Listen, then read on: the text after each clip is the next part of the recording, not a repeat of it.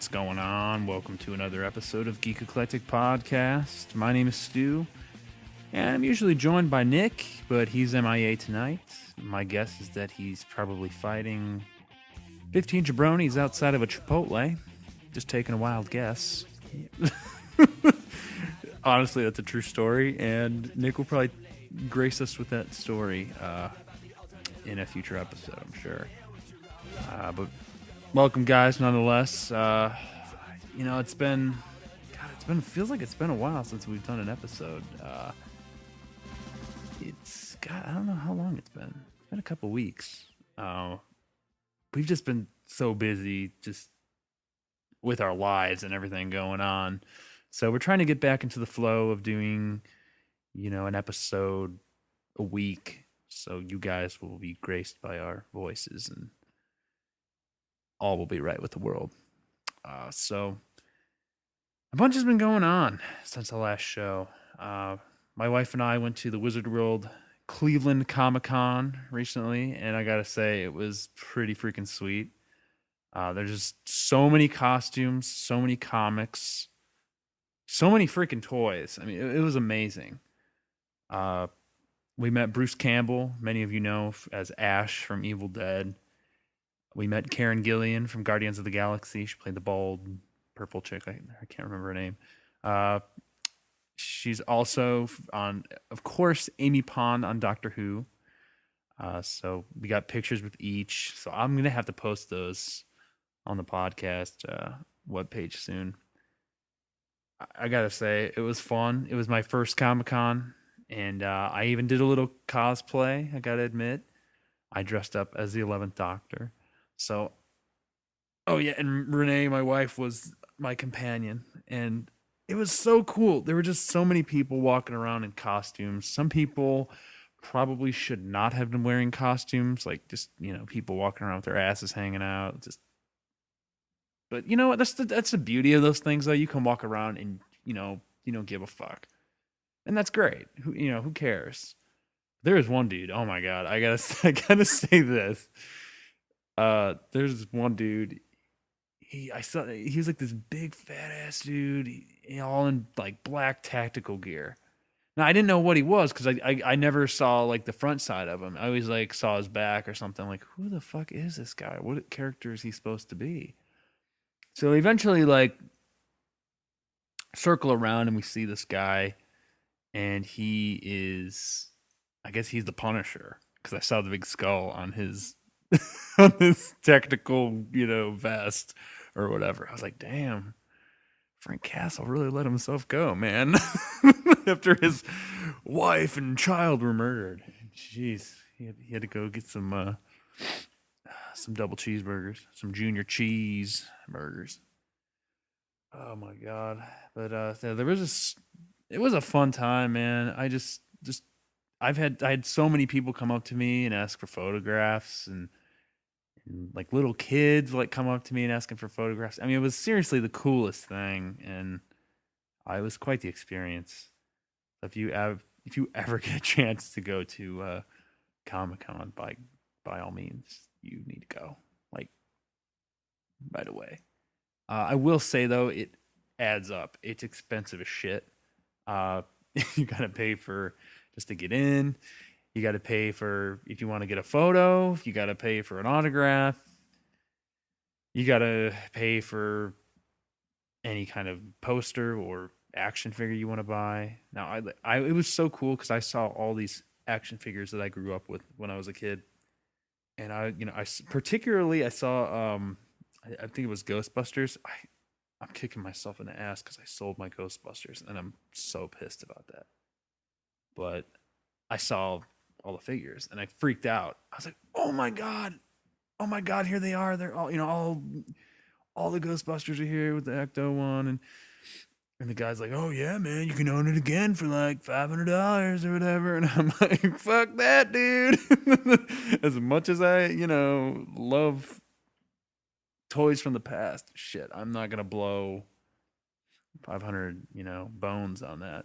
But I don't know. It was just cool because in a sense it was kind of like a museum and you actually got to see all of this stuff. So definitely gonna go again. I'm sure. I'm gonna do an episode about this. We're gonna bring on our good friend Hans just to maybe talk a little bit about our our time at Comic Con. He went on. He was there. He was at the show on a Saturday, and I went on a Sunday. So maybe we can get on some time and just discuss what we give a little recap of the show. I know it's a couple weeks past when the show took place, but now that I've actually gotten a chance to settle down and gather my thoughts, I figured we can talk about it. So we'll have to do that in the future. But definitely go if you're interested. Comic Con.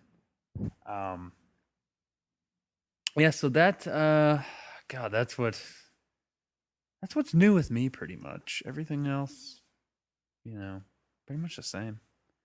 But yeah. So we're gonna try a little new segment here. See how it goes. It's called This Week in Geek, offering the latest news in all of geekdom. Now, basically, we compile all of the news that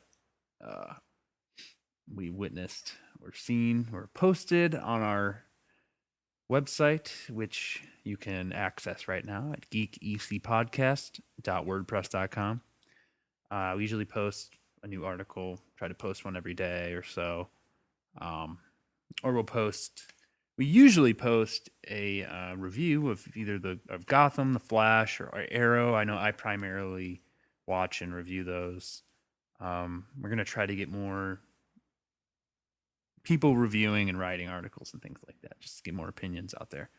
But we usually write about those, but right now I think those are on like a mid-season break or something like that. So now we just have just a whole bunch of news rolling in. And first story is the Daredevil. There's a new Daredevil trailer, and it's showing us our Kingpin, man. Oh, man. Vincent D'Onofrio. Oh, God. I know I'm fucking up his name. Vincent D'Onofrio. I think I got it. Vincent D'Onofrio is featured in this trailer as Kingpin, and I just got to say, the guy just looks fucking amazing. I think he's really going to knock it out of the park, as I wrote in the article. It looks really dark, just watching the trailer. I mean, it almost reminds me of a cross. I mean, obviously, reminds me of a cross between Batman and maybe it's something maybe similar to Arrow, I guess you could say. But that's the type of character Daredevil is. He's a dark character, just like Batman, and of course Oliver.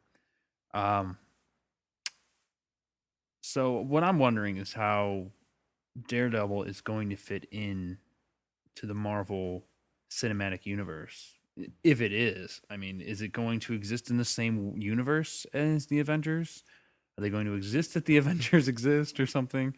Is Daredevil going to be, its own standalone TV show where it's grounded in reality, similar to Arrow? Obviously, Netflix has plans for other franchises such as Jessica Jones, Luke Cage, and Iron Fist. Are we going to see all of them teamed up together?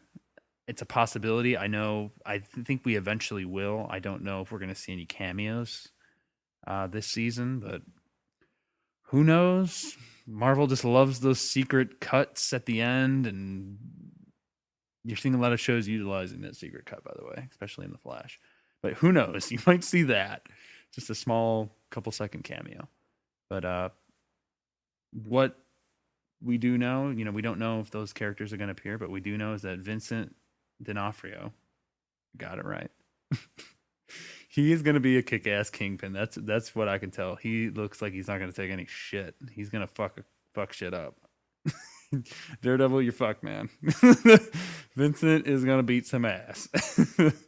I think it looks really awesome, and I'm really looking forward to it. I believe it drops soon. I think I don't have the release date in front of me. God damn it. Well, once I find that out, we'll post that up along with the article. So Yeah, so that is exciting, Daredevil. Are you guys excited for that? I know I am.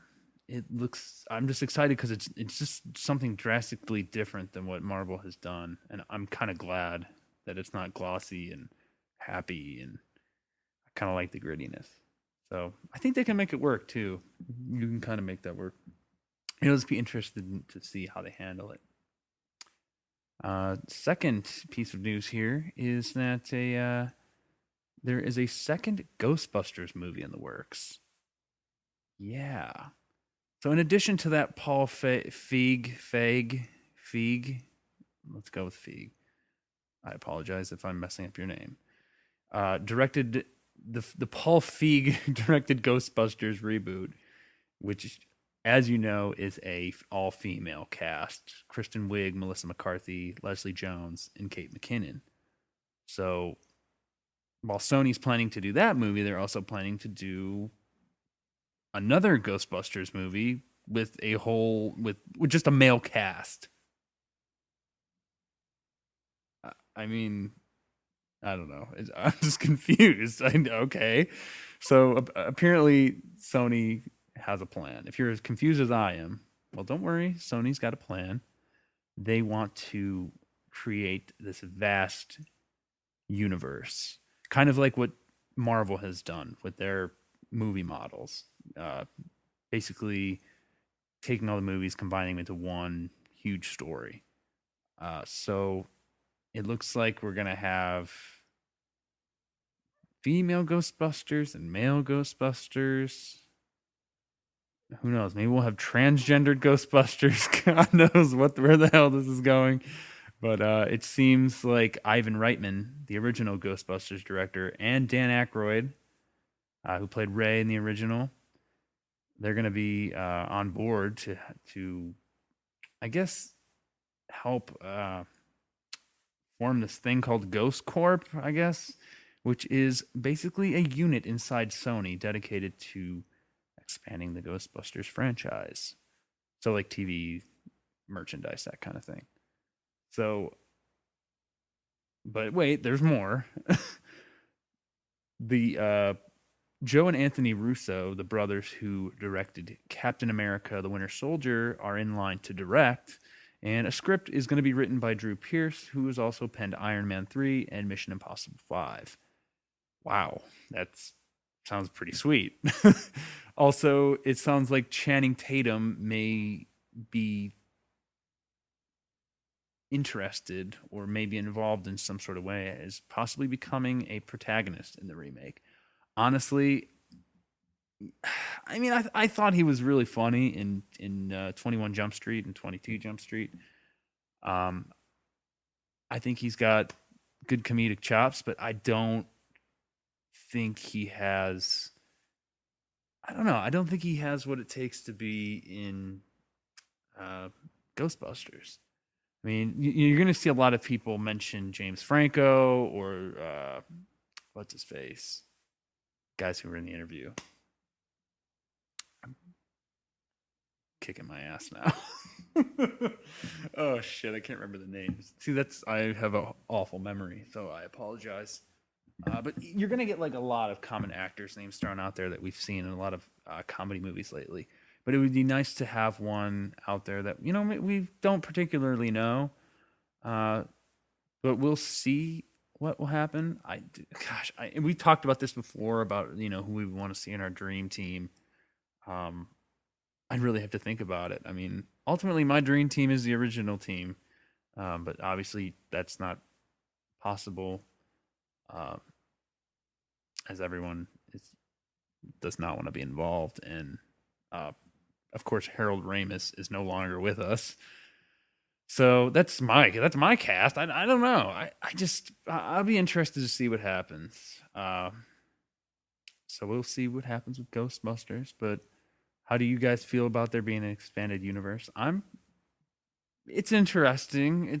I don't know what it'll be interesting to see the direction they're going in as to how all these people are getting together and busting ghosts. I have no idea.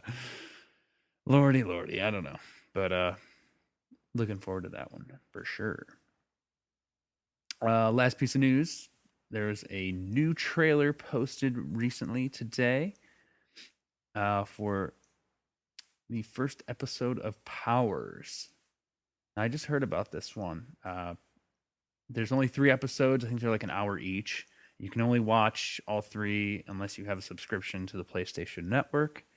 So if you're not a subscriber, tough luck. But PlayStation has been nice enough to release the first episode online for free.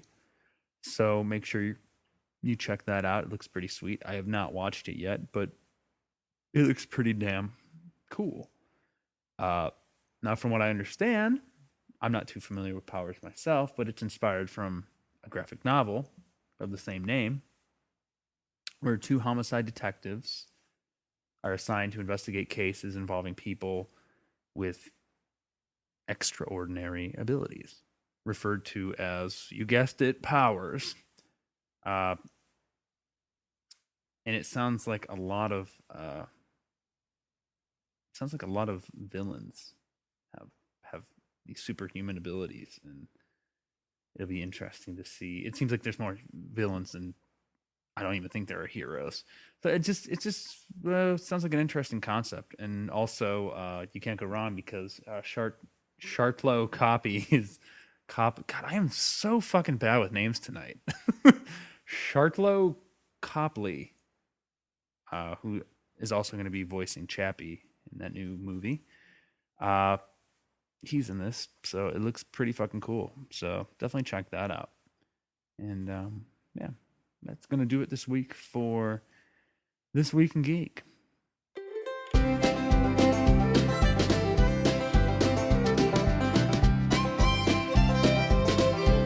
You can find those stories and more at geekecpodcast.wordpress.com. If you want to get a hold of us, or just want to offer some sort of topic, or want us to read your email on the air, we will do it. Just contact us at geekecpodcast@gmail.com.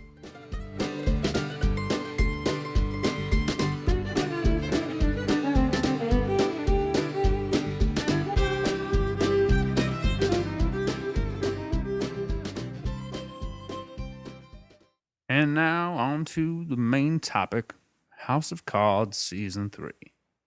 Now, I'm sure most of you have a Netflix account. You just breezed right through it and you watched the whole thing. You must feel very proud of yourself and very accomplished because you watched the whole series. Well, aren't you just fucking nuts? That's my best Frank Underwood right there. I did not marathon it. I kind of spaced it out.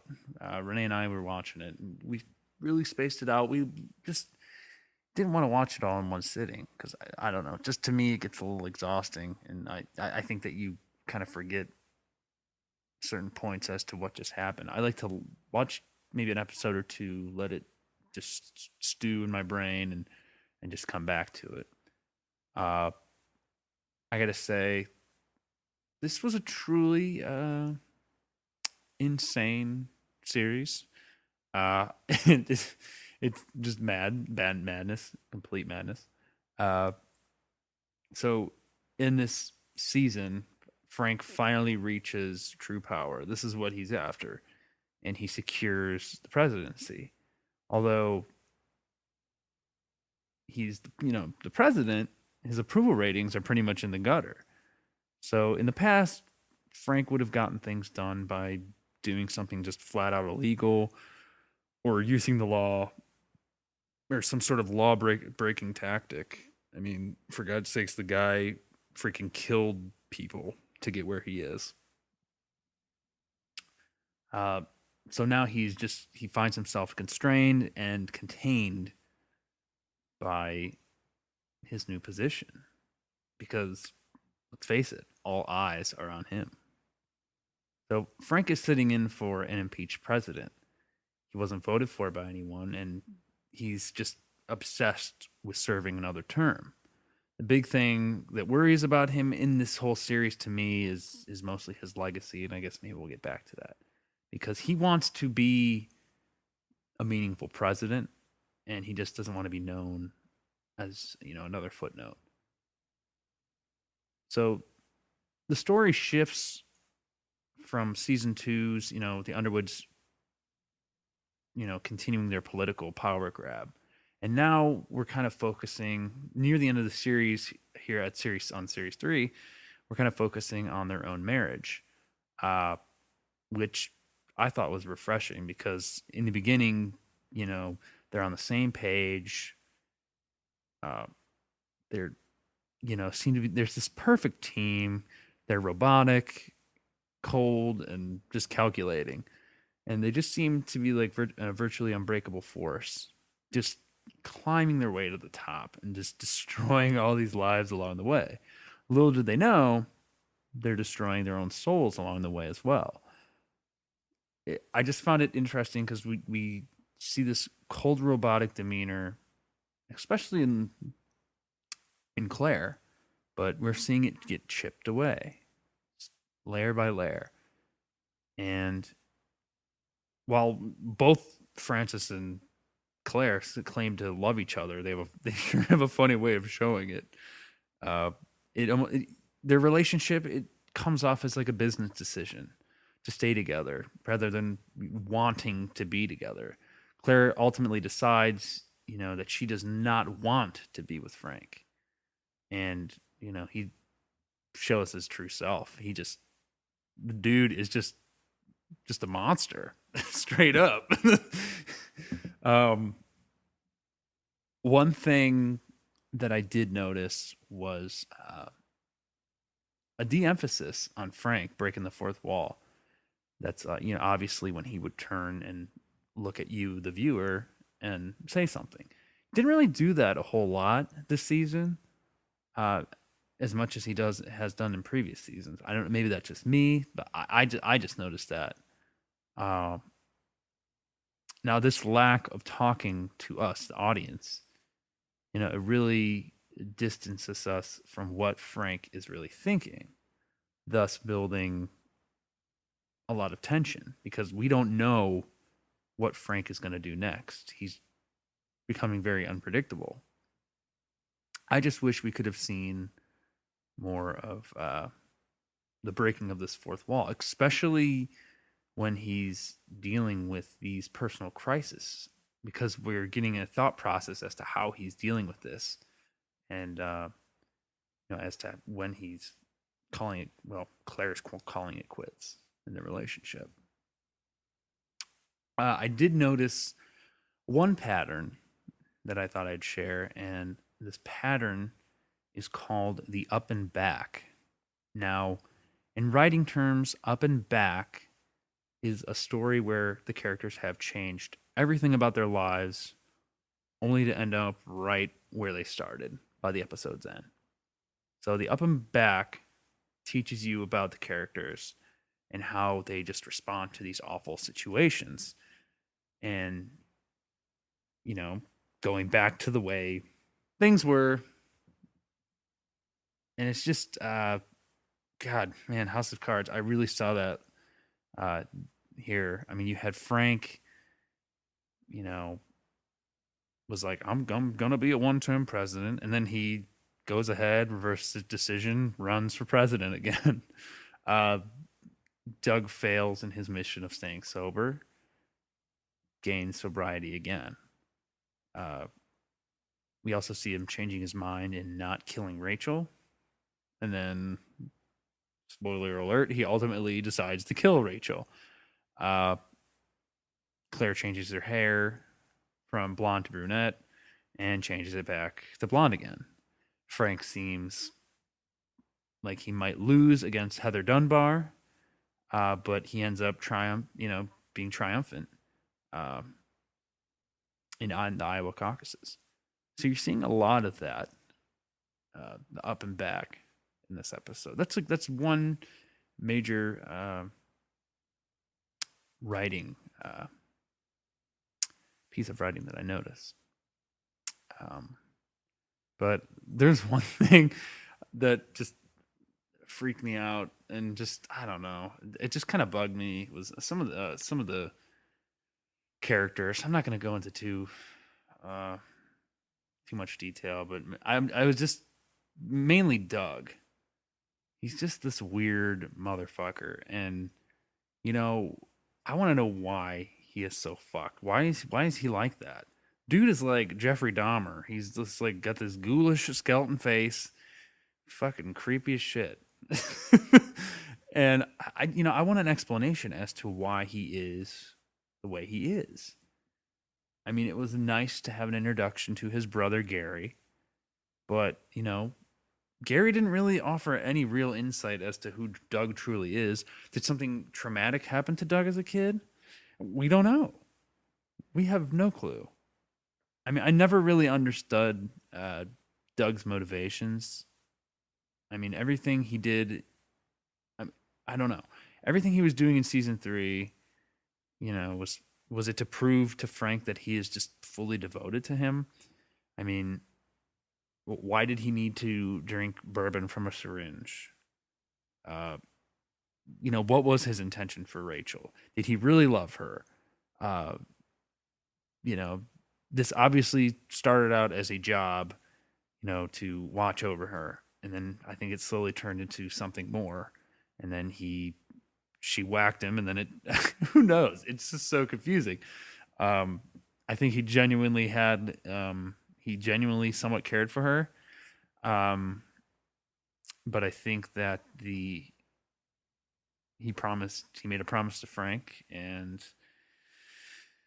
that promise took more precedence over love, I guess. So there you go.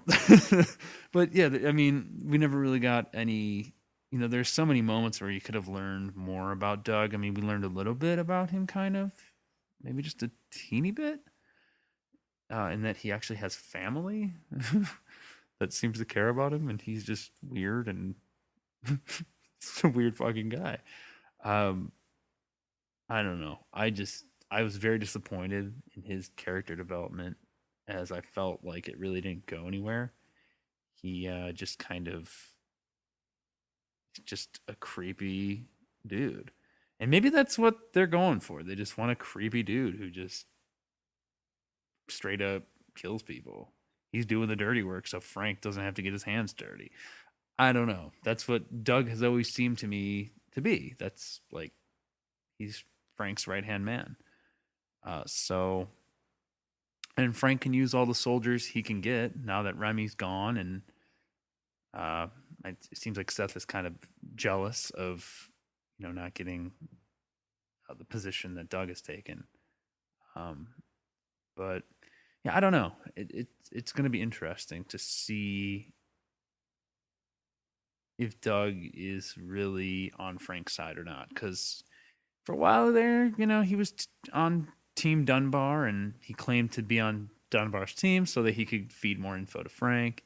But it's going to be interesting to see, how he plays a part in season 4, and what's going to happen with Frank and Claire. Is she going to leave him permanently? Uh, Honestly, I think she's going to come back. That's just my opinion.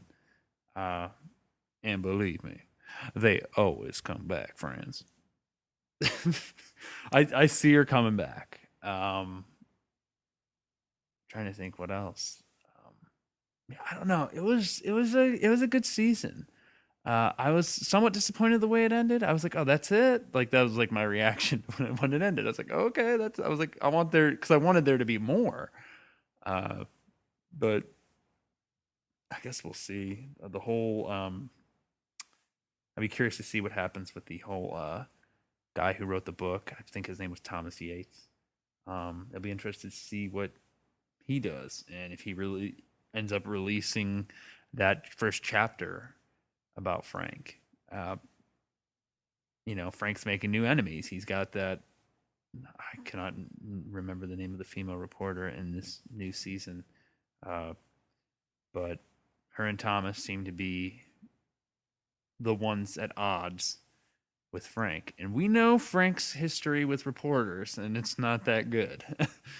Case in point, Zoe Barnes, that one dude who's now in prison, um, which I'm hoping he makes a. God, I'm trying to remember his name.